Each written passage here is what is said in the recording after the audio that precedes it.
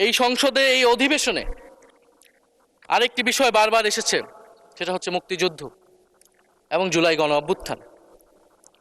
মুক্তিযুদ্ধকে মাননীয় স্পিকার আমরা শ্রদ্ধা করি। আমরা মনে করি এই প্রজন্ম যারা জুলাই গণ অভ্যুত্থানে অংশগ্রহণ করেছি, জুলাই গণ অভ্যুত্থানের মধ্য দিয়ে মুক্তিযুদ্ধের নতুন রূপ তৈরি হয়েছে, মুক্তিযুদ্ধের নবায়ন হয়েছে। ফলে মুক্তিযুদ্ধের সাথে জুলাই গণ অভ্যুত্থানের কোনো সাংঘর্ষিক অবস্থান নেই। আমরা বারবার বলেছি মুক্তিযুদ্ধ, জুলাই গণ অভ্যুত্থান হচ্ছে মুক্তিযুদ্ধেরই আরেকটি ধারাবাহিকতা। মুক্তিযুদ্ধে আমরা সাম্য মানবিক মর্যাদার কথা বলেছি, জুলাই গণ অভ্যুত্থানে আমরা বৈষম্য বিরোধী গণতান্ত্রিক বাংলাদেশের কথা বলেছি। মাননীয় স্পিকার, কোথায় পার্থক্য, কোথায় আলাদা, এবং কোন ঘটনা বড় কোন ঘটনা ছোট, এটা অহৈতুক তর্ক। মাননীয় স্পিকার, আমরা কেউ বলি নাই যে জুলাই গণ অভ্যুত্থান মুক্তিযুদ্ধের থেকে বড়, বা জুলাই গণ অভ্যুত্থান 90-এর থেকে বড় বা 90-এর থেকে ছোট। জুলাই গণ অভ্যুত্থান এক বিশেষ ঘটনা বাংলাদেশের ইতিহাসে, মুক্তিযুদ্ধ এক বিশেষ ঘটনা, মুক্তিযুদ্ধ বাংলাদেশের ফাউন্ডেশন। মাননীয় স্পিকার, এটার ব্যাপারে আমরা আনকম্প্রোমাইজেবল, এটা নিয়ে কোনো বিতর্কের কোনো সুযোগ নাই। তবে এই কথাটা ওনারাই বারবার বলে মুক্তিযুদ্ধকেও ছোট করতেছেন, জুলাই গণ অভ্যুত্থানকেও ছোট করতেছেন। আরেকটি বিষয় মাননীয় স্পিকার, মুক্তিযুদ্ধর কথা যখন এসেছে, আমরা যে সাম্প্রতিক সময়ে জাতীয় মুক্তিযোদ্ধা কাউন্সিল জামুকা আইন সংশোধন করা হলো, অধ্যাদেশ পাশ করা হলো, সেখানে কিন্তু একটা গুরুত্বপূর্ণ সংশোধনী এসেছে। মুক্তিযোদ্ধাদের সংজ্ঞা থেকে মুজিব বাহিনীকে বাদ দেওয়া হয়েছে মাননীয় স্পিকার। এবং আপনারা জানেন যে এই মুজিব বাহিনী, সেটাকে সংযুক্তির মাধ্যমে হাজার হাজার ছাত্রলীগের নেতাকর্মীকে মুক্তিযোদ্ধা সার্টিফিকেট দেওয়া হয়েছিল। মাননীয় স্পিকার, মুজিব বাহিনীর রোল কি ছিল, এটা আপনারা এখানে যারা অভিজ্ঞ মাননীয় স্পিকার অনেক মুক্তিযোদ্ধা আছেন, তারা ভালো করেই জানেন। মুজিব বাহিনী তৈরি হয়েছিল অন্তর্ঘাত তৈরি করার জন্য। তারা অস্ত্র হাতে দেশে পাকিস্তান বাহিনীর বিরুদ্ধে যুদ্ধ করে নাই। তারা দেশে ঢুকে মুক্তিযুদ্ধের আওয়ামী লীগ বারে অন্য যেই পক্ষগুলো রয়েছে তাদেরকে হত্যা করেছিল। মাননীয় স্পিকার, ফলে মুজিব বাহিনী কিন্তু কোনো মুক্তিযোদ্ধা না বর্তমান আইন অনুসারে।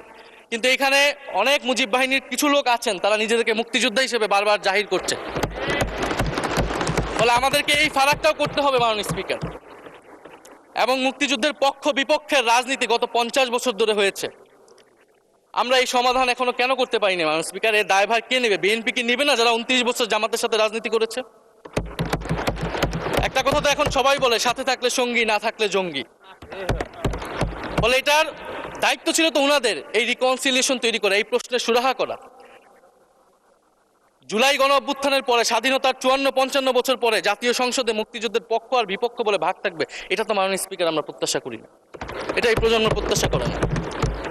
আমি মাননীয় স্বরাষ্ট্রমন্ত্রীর সাথে একমত পোষণ করি যে ইতিহাসের এই বিতর্ক আমাদেরকে সমাধান করতে হবে, একপাশে রেখে সামনের দিকে এগিয়ে যেতে হবে, এবং এটা সব পক্ষকে এটার জন্য দায়িত্বশীল ভূমিকা পালন করতে হবে। মুক্তিযুদ্ধ যেমন কোনো দেশের ষড়যন্ত্র না, আবার মুক্তিযুদ্ধের নাম করে এদেশে যে লুটপাট ফ্যাসিবাদ কায়েম হয়েছে, সেটাও আমাদের ভুলা যাবে না। মাননীয় স্পিকার, মাননীয় স্পিকার, জুলাই গণ অভ্যুত্থান সকলের অংশগ্রহণে হয়েছিল, এটা আমরা বারবার বলেছি। তবে বিএনপির বিভিন্ন সদস্য তারা তাদের আলোচনায় বারবার বলার চেষ্টা করে যে আমরা ছিলাম না, আমরা তো এভাবে ছিলাম, এভাবে ছিলাম। এটা তো প্রমাণ করার প্রয়োজন নাই মাননীয় স্পিকার। এটা কেন এত হীনমন্যতা আমাদের এটা বুঝে আসে না। বিএনপি তো অবশ্যই জুলাই গণ অভ্যুত্থানে ছিল, আমাদের সাথেই ছিল। এবং সেই সময়ের একটা উক্তি বিএনপির মহাসচিব মির্জা ফখরুল ইসলাম আলমগীর, উনি বলেছিলেন যে এই আন্দোলনের সাথে আমাদের সম্পর্ক নাই, এটা ছাত্রদের আন্দোলন। তার ওই বক্তব্য সঠিক ছিল মাননীয় স্পিকার। তার ওই সময়ে কৌশলগত অবস্থান এটাই সঠিক ছিল, উনি ওই সময় এই বক্তব্যই প্রয়োজন ছিল। এটা তো আমাদের কোনো দ্বিমত নাই। মাননীয় স্পিকার, আমাকে ডিজিএফআই, ডিবি, এসবি, বাংলাদেশের হেন কোনো গোয়েন্দা সংস্থা নাই যারা আমাকে ইন্টারগেশন করেছে, টর্চার করেছে, এবং একটা কথা বারবার বলানোর চেষ্টা করেছিল যে এই আন্দোলন বিএনপি জামাতের আন্দোলন, যারা আগুন লাগিয়েছে তারা বিএনপি জামাতের সন্ত্রাসী। এটা একবার তোমরা শুধু বলো। ডিবি অফিসের শেষ পর্যন্ত আমরা বাধ্য হয়েছি আন্দোলন স্থগিতের ঘোষণা দিতে, কিন্তু কখনো এই কথাটা মাননীয় স্পিকার আমরা বলিনি। ফ্যাসিবাদ বিরোধী রাজনৈতিক দলের নেতাকর্মীকে আমরা আন্দোলনের সময় থেকে এখন পর্যন্ত কখনো আমরা অস্বীকার করিনি। কিন্তু একটা জায়গা আমরা ফারাক করতে চাই, যে এই গণ অভ্যুত্থান কোনো দলীয় আন্দোলন নয়। 90-এর গণ অভ্যুত্থান, 69-এর গণ অভ্যুত্থান থেকে এই গণ অভ্যুত্থানের পার্থক্য রয়েছে মাননীয় স্পিকার। এই গণ অভ্যুত্থানে ফ্যাসিবাদ বিরোধী রাজনৈতিক দলের নেতাকর্মীরা নেতৃত্বে নয়, সামনে পিছনে ছিল মাননীয় স্পিকার। সামনে সাধারণ জনগণ ছিল, ছাত্ররা ছিল। ফলে সেই হিসেবেই এই গণ অভ্যুত্থানকে স্বীকৃতি দেওয়া উচিত।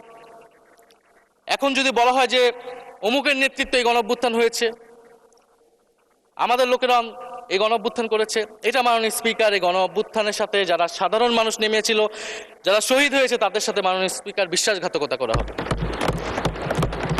ফলে জুলাই গণ অভ্যুত্থানে সকলের অংশগ্রহণ ছিল। হ্যাঁ, আমাদের অনেক মত পার্থক্য, জুলাই গণ অভ্যুত্থানের পরে আমাদের রাস্তা আলাদা হয়ে গেছে আমরা মনে করি রাজনৈতিকভাবে, কিন্তু গণ অভ্যুত্থান আমরা একসাথেই করেছিলাম মাননীয় স্পিকার।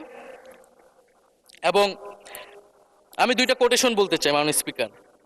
7ই আগস্টে নয়াপল্টনের সমাবেশে জনাব তারেক রহমান ভার্চুয়ালি যুক্ত হয়ে বলেন, 1971 ছিল স্বাধীনতা অর্জনের আন্দোলন, আর 2024-এর আন্দোলন হলো সেই স্বাধীনতা ও সার্বভৌমত্ব রক্ষার আন্দোলন। এই আন্দোলনে অংশ নেওয়া প্রতিটি ছাত্র জনতা আজ থেকে নতুন দিনের মুক্তিযোদ্ধা।